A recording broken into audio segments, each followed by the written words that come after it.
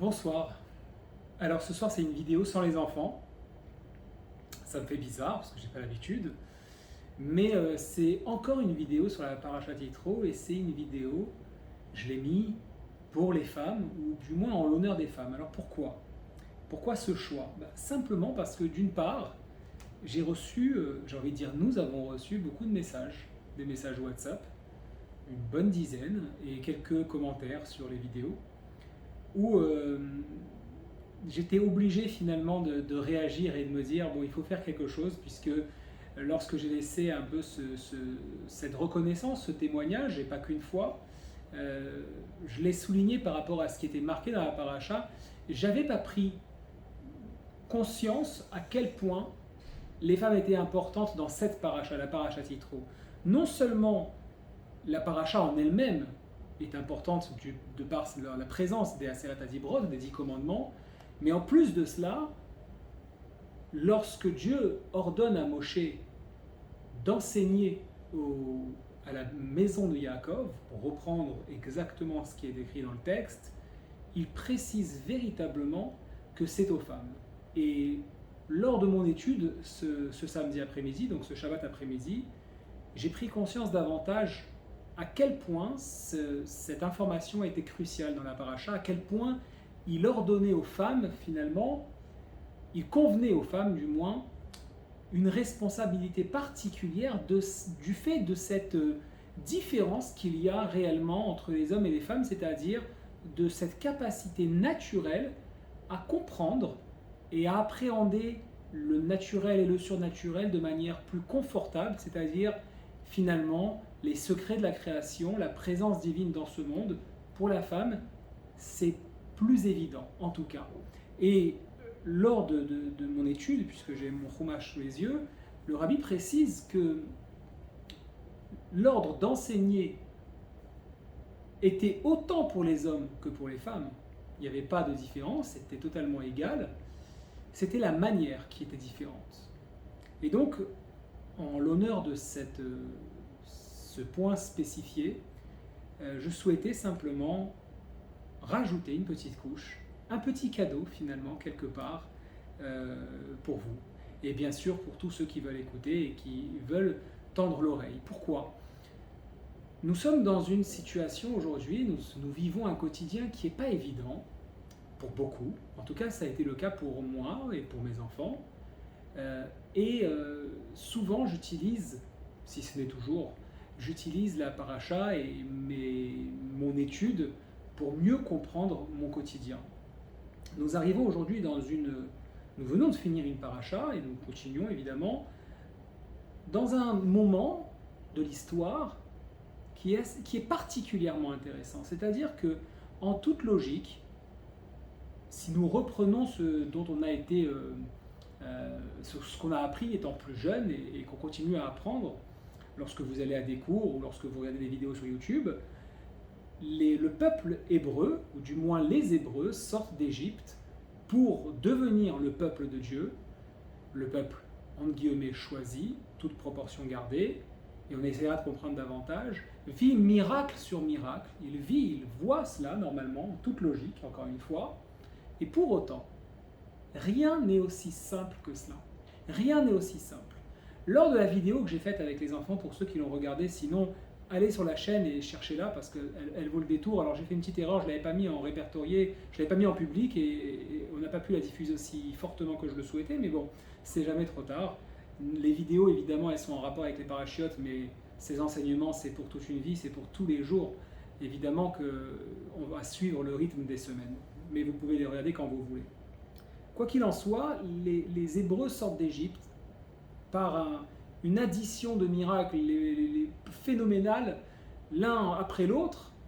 La mer s'ouvre, les Égyptiens sont coulés dedans, Pharaon reconnaît la présence du Dieu unique, de Dieu, notre Dieu. Et pour autant, sans arrêt, Moïse, est titillé, voire agressé par les Hébreux, comme s'il n'en avait pas fait assez. Et souvent aussi, ça se retourne contre Dieu. À tel point, par exemple, que la paracha précise que l'unité que le peuple juif avait atteint au pied du mont Sinaï, cette unité n'a jamais duré.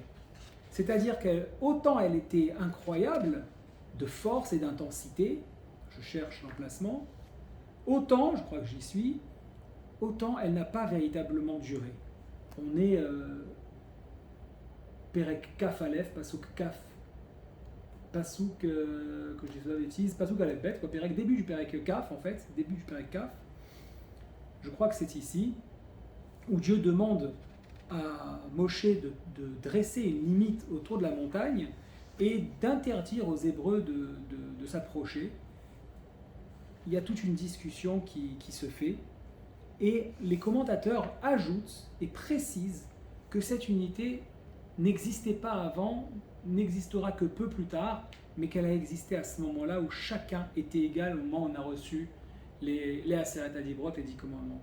Alors on peut s'interroger véritablement de ce qui se passe. Encore une fois, pour tenter un parallèle, un apprentissage dans notre quotidien, dans notre actualité. Pour essayer de comprendre, je crois que c'est important de revenir depuis le début de la paracha, puisque ça a été mon introduction. Pourquoi Yitro, réellement Yeter, c'est le prénom du beau-père de Moshe, arrive, il tombe comme ça, il tombe du ciel, puisque la paracha fait un bond plusieurs mois après, comme je l'ai précisé, 4 mois plus tard, la paracha fait un bond pour raconter cette anecdote.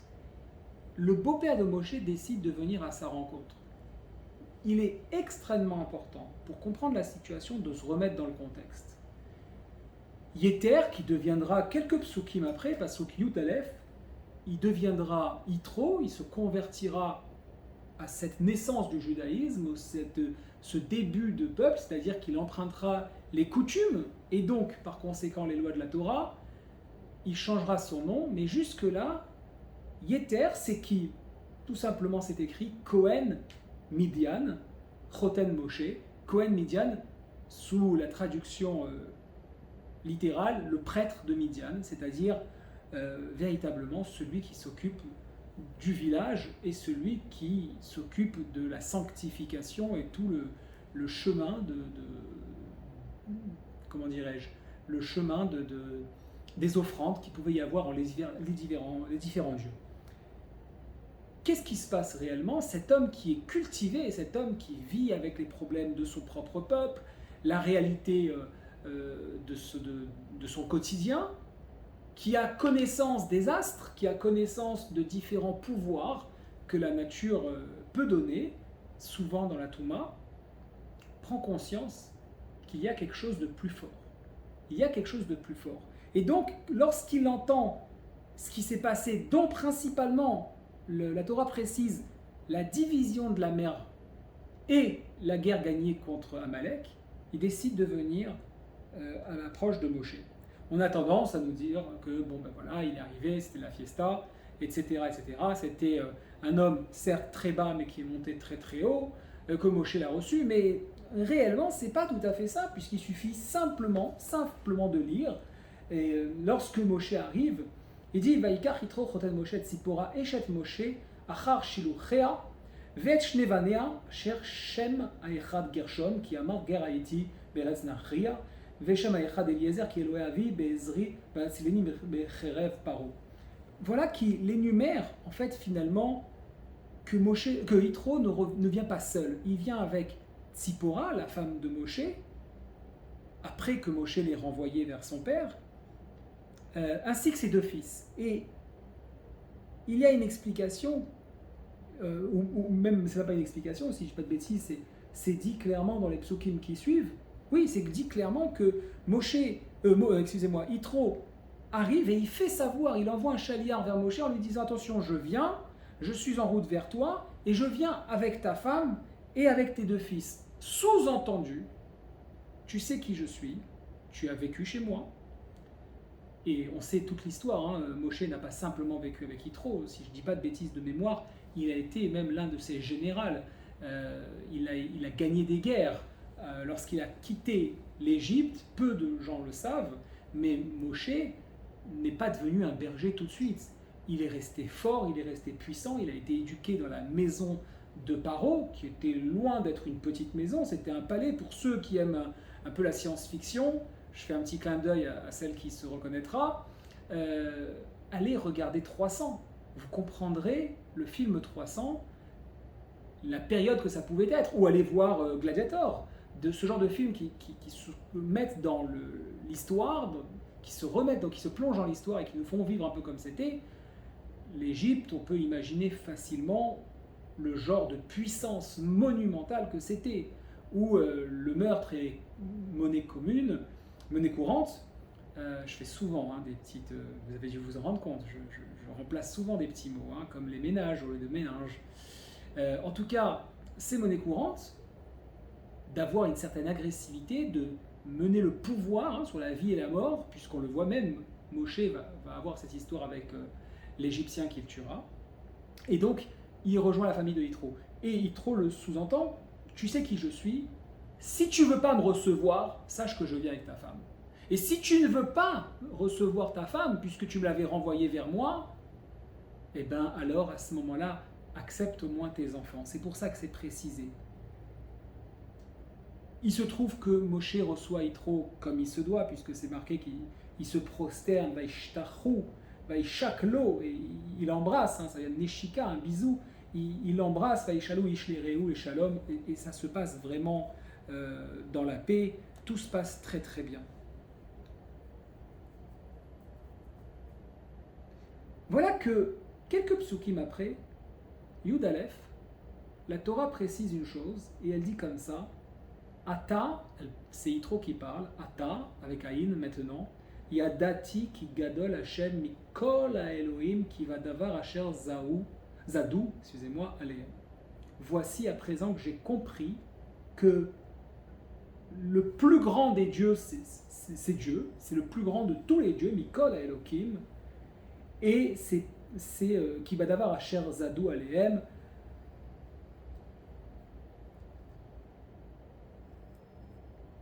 Et que finalement il a déjoué tous les plans et les stratagèmes qu'il aurait pu y avoir, il les a combattus. Maintenant, il a été sur eux. Allez. On peut s'interroger déjà sur cette parole, c'est-à-dire que finalement, Ata Yadati, maintenant j'ai compris que c'était le plus grand des dieux, mais qu'est-ce qui se passe finalement? Encore une fois, on se remet dans le contexte, et on comprend que Yitro, qui est un homme de connaissance, qui est un homme sage, dans une certaine bassesse de ce monde, dans une matérialité, dans une vie qu'il conçoit de chair et de sang, il ouvre les yeux. Donc il est préparé mentalement, c'est pas un homme simple,